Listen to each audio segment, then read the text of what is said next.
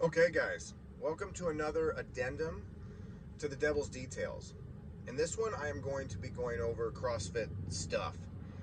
The gear we use, the paraphernalia that we use in CrossFit to assist us in our workouts, and how I think or believe they should properly be used. And let me say, so I'm playing the role of your shopping assistant today, and I am going to be straightforward. I think I might be a disappointing shopping assistant. But having said that, I don't want to be a buzzkill. If getting stuff makes you come to class more often, if you having 12 pairs of shoes to match your outfits make you come to class more often, I want you to have 12 pairs of shoes. If having all the paraphernalia of CrossFit is fun and you like getting it and you like using it, if it gets you to come to class a couple more times here and there, then please get it. I'm all for it.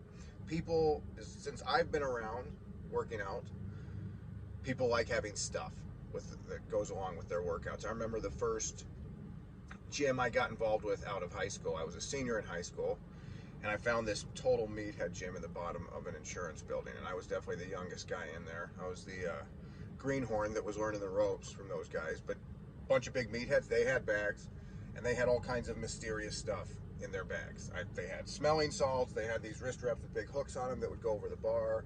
I think they may have had caffeine enemas. They had all kinds of exciting things in there, and I've always found their bags somewhat mysterious. But just to say that now we go forward 30 years, and CrossFitters, we have our bags and we have our stuff that we use, and we start pulling out the tools of our trade as we get going. And I'm all for it. That's great. If again, it's part of making what we do fun, and I have no problem with that. But having said that, as I go through the stuff I'm going to cover today, I'm going to differentiate a lot. You'll see the theme of training and competing. What is the goal of CrossFit? What is your goal with CrossFit? What is my goal for you with CrossFit? What was CrossFit designed to do? It was designed to make you more fit, to make the human body have a greater work capacity and be more functional. It was not to turn you into Batman, to make you have all the appropriate gear so you can do cool stuff. There's a place for that in competition. If you're competing in a CrossFit event, when you see the guys on TV, the CrossFitters on television, and they're going to do 3-4 events that day, and maybe they're going to do that for 3-4 days in a row.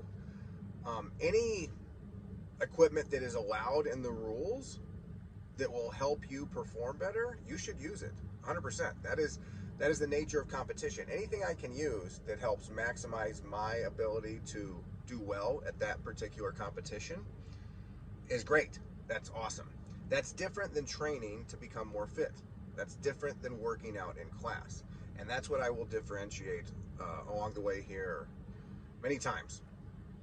So, having said that, as I bring stuff up, there's merit to a lot of these things, but they can use more effectively to make you more fit, or not as effectively and may actually have the opposite effect. Let me get right into it. So the first one I want to talk about,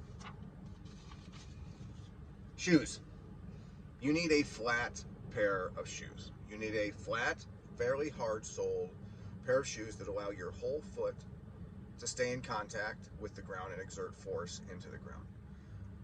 Almost everything we do requires that we drive our heels through the floor at some point in the movement, and that allows us to get more forceful hip extension. And almost everything we do in CrossFit involves forceful hip extension in one way or another. And having the right pair of shoes that allow you to maximally stay in contact with the ground is going to let you work out better, is going to let you do the movements we do better and safer. When you see shoes, the puffy, fluffy, soft, cushy sole shoes, I think some of those are just, I don't like them at all. But there's a place if you're doing running shoes. There's a place for running shoes, especially if you're doing long distance running. And a lot of flat soled shoes would be terrible for that if you're doing long distance running. In the same way that those shoes are really bad for a lot of what we do in the gym, because they push you onto the balls of your feet. They are not meant to have you keep your heel in firm contact with the ground, but to be pushing off of the ground. And I know it firsthand because I've seen it. Wearing those kind of shoes over time leads to lower back injuries, leads to knee injuries, leads to just bad form. because you're using a shoe that isn't letting your body work how we want it to work in class. You guys know that during the summer, I am a barefoot hippie running around the gym with no shoes on because I think it builds stronger feet, healthier feet. I feel like your balance is better, all of that. So I want to have as fit, functional feet as the rest of my body as I can. I'm not saying you have to be running around barefoot like I am, but you do need a flat pair of sole shoes. Doesn't have to be any of the CrossFit brands. All for it if you want to. Again, great. It can be a pair of Converse All-Stars, and those would work fine for what we do. So you don't need to spend a ton of money, but you need something that is flat and firm. Right after that, Olympic lifting shoes. I have a pair of Olympic lifting shoes. I do think there's a place for them. They are the ones with the elevated heel that is usually made of hard plastic or wood and really allows you to drive your heel through the floor, specifically in squatting type movements, Olympic lifting type movements, so you end up in a front squat or an overhead squat, those kind of positions. I find as you get older, one of the hardest things to maintain is your full range of motion at the knee and at the ankle. That starts to become more limited. And I fight very hard to keep all the range I have and to increase it.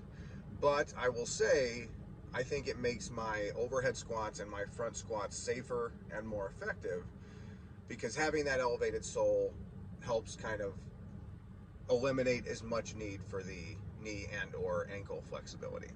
Janelle does not have a pair. She's never worn a pair, and she's very good at squatting in the Olympic lifts. She does not require it, so this is something you never need to get, and I don't think you need to get it, especially when you're starting out in CrossFit. Once you know how to squat, you know how to front squat, back squat, do these things, and do it with enough weight that for you is heavy, because you know proper form, that might be the appropriate time to look into them. They can be expensive. They do last a long time if you get a good pair. I don't think there's anything better than an old broken-in pair of Ollie shoes. I tend to keep mine for 5 years plus because I love them once they are good and broken in. All right, third, a weight belt. And this one might be a little controversial. So guys, I think weight belts are the most common things that is misused in a CrossFit gym. I think guys use them like girls wear a corset. Like, how narrow can I rip this thing across and make my waist as narrow as possible before I start doing whatever I'm doing? And you're doing it wrong. It shows you don't even know what you're doing with a weight belt. A weight belt is not meant to do that. It's meant to, yes, be tight, and then you breathe out into it and brace into that belt. I'm not going to get too far down that rabbit hole now, but you need to know why you're using the belt and what you're using it for before you bother. And with a belt, I have had my share of back issues. You guys all know this. I have never used a belt. I have done a lot of mobility work, a lot of strengthening my midline by both the front and my abs and my back side, the erectors and all that, to make my back stronger, to make it safer. Because I think a belt is one of the easiest things to build dependence on, where you're just guaranteeing you have a weak midline and you're not connected to it. And so at a competition, if you're going to be doing 5 events that day, man, wear the belt, because for sure it helps.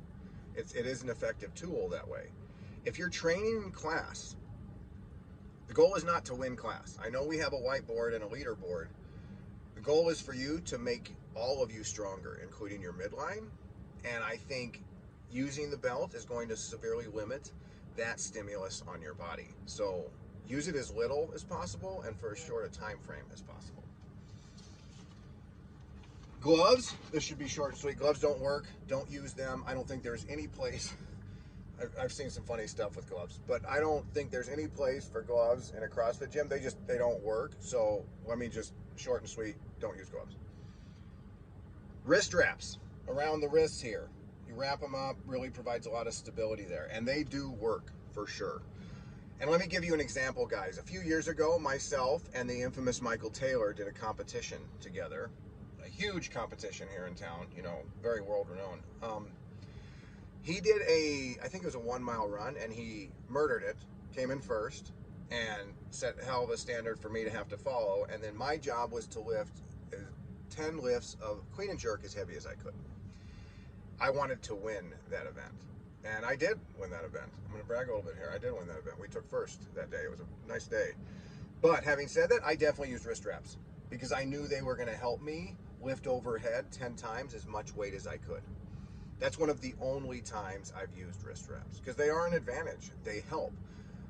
The rest of the time in class, when I'm training at the gym and even when I've done other competitions, my goal is to make my wrist strong too. I want good, strong working wrists, not weak wrists. Now, if I broke my wrist, knock on wood, I'm not going to break my wrist. If I did that and it was healing and I needed support so that I could continue to work out through that time frame, I'm sure I would use one. Outside of that, if sometimes something is hard on my wrist because they're tired, that's appropriate. I'm training those muscles too. Your forearm muscles, your hand muscles, all of that kind of stuff. So, there's a place for them. Not so much in training, but in competition. Knee sleeves or knee wraps. Yes, I would put this in the same category as the wrist wraps. They definitely work. I think they are a fact of life for a lot of us as getting older. I have several sets of knee sleeves, and I have not used them, I am happy to say, in months. I have not needed them. At times, I have definitely needed them for various issues. I've had knee surgery and come back for that, other reasons. I will either often do box squats or I will use knee sleeves because both allow me to squat still when I don't think my knees can handle it on their own. But they, man, I mean, they are a big advantage. I remember there was a while back, Coach John was doing I think it was for semifinals or something. It was a max front squat, and I gave him my thick set of knee sleeves. And he used them. They're great, and he said, I almost felt like it was cheating. Like that was a huge help. Yes, this is why power lifters, if you go to a powerlifting event, everybody's there wearing knee sleeves because they work. They're not making your knees more fit. They're not making your knees more capable. They're turning you into Batman. And again, that's not my goal for you in class. Use them as little as possible. If you need them because like your knees are just, you've got some bad knees, but always be striving to eliminate the need for that crutch, because that's what it is, a crutch, and get past it. So they're not evil, and I think a fact of life, again, is that as you get older, knees can give you problems. So I am fine with them. Just don't just default to I always use them. Grips, the other controversial one. That's where you have a strap around your wrist and there's a piece of leather on your hand. Sometimes they have the finger holes in them, and they help you not tear your calluses as much when you're doing a lot of barbell work or hanging off the rig, toes to bar, pull-ups, that kind of stuff. Guys, I've torn a lot. I've torn my hands a lot over the years, even before I was doing CrossFit. I was tearing my hands because I would deadlift heavy and a lot. And to me, you should tear your hands occasionally. Just like you tear up your muscles when you work out and they are sore and they get healthier. I want you to have fit, working, strong, capable hands, not soft little, pat the pillow hands. I want you to have strong hands. And part of that is having calluses on your hands. That's my opinion on the matter on this. And my wife, Janelle, has working hands, and I love them. I think they're very sexy. And I think in general, guys, I'm going to go on a little bit of a tangent here. I think sometimes I've heard with girls, I don't want to have man hands, or, any trainer has heard from girls, I don't want to get too muscular. I don't know what you're talking about. And what I mean by that is males have muscle and females have muscle. And when a guy has muscle on his body, he looks fit and it looks good and he is masculine. And when a girl has muscle on her body, she is fit and it looks good, and she is feminine because she's a girl.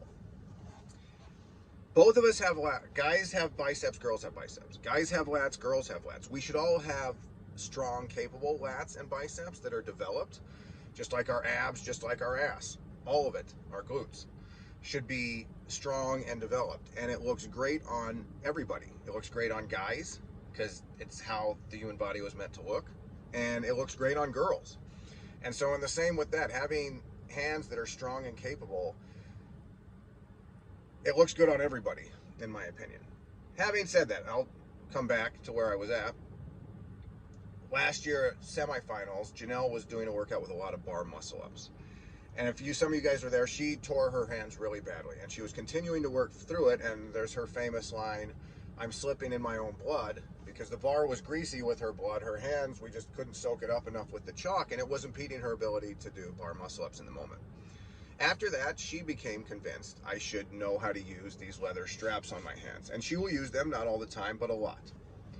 And I think there's definitely a place for them. If you're going to do 150 toes to bar that day or 150 pull-ups, not tearing really badly will allow you to keep working out more often that week, because we all know if you have those bad tears, it may take your hands out of commission for a week or so. And if you can avoid that, I'm all for avoiding that. I never use them. I have torn. I continue to tear occasionally, but I think you should, by and large, be doing more pull-ups or toes to bar than I'm doing on a regular basis in order to warrant those. Otherwise, I think I'm all for getting stronger hands as well as stronger the rest of you. All right, guys, we're getting close to the end of this here, but a couple more. Tape and chalk serve much the same role as the grips on your hand I just referenced. When you're doing power snatch, or when you're doing a snatching movement in general, excuse me, and I always teach you, Janelle teaches you, all the coaches teach you to use the hook grip where you wrap your fingers around your thumb. Taping that thumb helps you use that grip a lot, and it's very easy. I will say I tear my thumb a lot if I don't have the tape, if I'm doing a lot of snatches there. So I will use that tape. It's a little piece, goes around the thumb, and you're good to go. We all know, if you've been doing CrossFit a bit of time, we all love chalk. We become addicted to chalk. We want to just cover our whole body in chalk. I am all for it. I think chalk is great. But use it, please, sparingly, and more importantly, limit the trips to the chalk bucket. The chalk breaks, which we will all do and I will continue to do, are an infamous stalling tactic in a workout. So apart from chalk's necessity, you don't need to chalk up every minute or after every rep. Last but not least, guys, the jump rope. Yep, now I'm sending you shopping. I think everybody needs their own jump rope. It is a very specific tool that we jump rope a lot, and you having a jump rope that is set exactly to your height, that has handles you like and are familiar with, that has the kind of rope on it that you like and are familiar with, really will enable you to become the best jump roper you can be and get better workouts in class. I have jump ropes provided. I always will. In my mind, they are usually for people that are learning the ropes. I didn't mean that pun, but whatever. But learning how to use jump ropes. I think once you've been doing it for a while, buy one less pair of shoes. It's not, and a jump rope's $25. It's super cheap. Invest in a rope.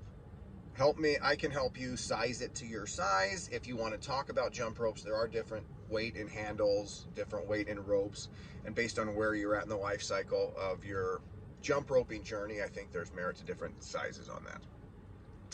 But that's one thing I want you to go out and get, is your own jump rope.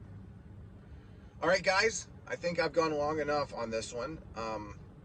Next one will be another addendum. I am going to go right into the music one because I've had a few comments / thoughts on that, and I want to hit it while the iron is hot. So that one will be much anticipated. Right on. I'll talk to you later.